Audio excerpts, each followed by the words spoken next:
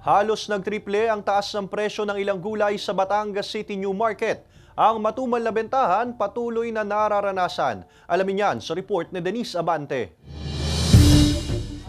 May 3 dekada na raw nang ibuhos ni Aling Auring ang kanyang oras at panahon sa pagbebenta ng gulay sa palengke. Malakas daw ang kita noon kaya naengganyo siyang paramihin ang ibinebentang gulay na nagmumula pa sa lalawigan ng Quezon. Pandemya nang bumagsak ang kita dahil hindi makabenta. At ngayong 2024, mas malala pa raw ang nararanasan niya.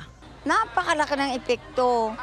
Dagdag puhunan, matumal. Salip bibili ngayon ng 3 kamatis, isa na lang ang binibili. Walang bumili, hindi nabili ang inyong paninda. Lugi, sobra. Ang tinderang si Aling Feli naman, hindi na raw magawa pang ibaba ang presyo ng ibinebenta. Talong-talo na raw kasi sila sa puhunan pa lamang.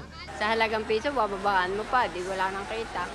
Alas 11 pa ako dito para makabili lang ng mura-mura sa magdadala. Kasi pagpasali, lalong mahal. Para makakita maibili ng bigas, saka pang-ulam. Pababae naman yung mga gulay, lahat ng mga bilihin. Para makakita naman yung mahihirap na kagaya namin.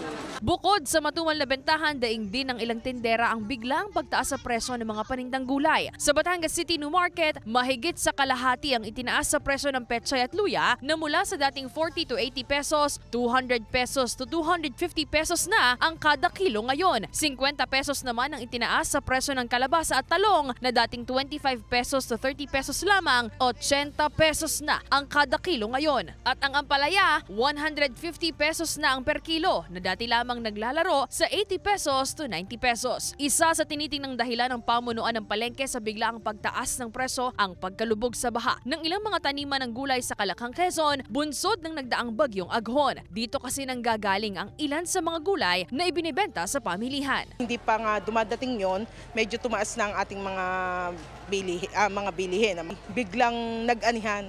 So dahil nga may bagyong balita, so mayroong mga binabahang lugar, ay kanila ng kumbagay inani na. So ngayon, konti yung ating supply, mataas naman ang demand.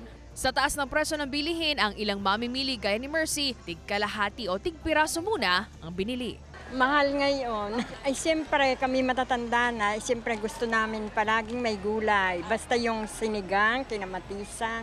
Tiyaga na muna, oo, kahit mahal. Kasama si J.R. Manjares, Denise Abante, Balitang Southern Tagalog.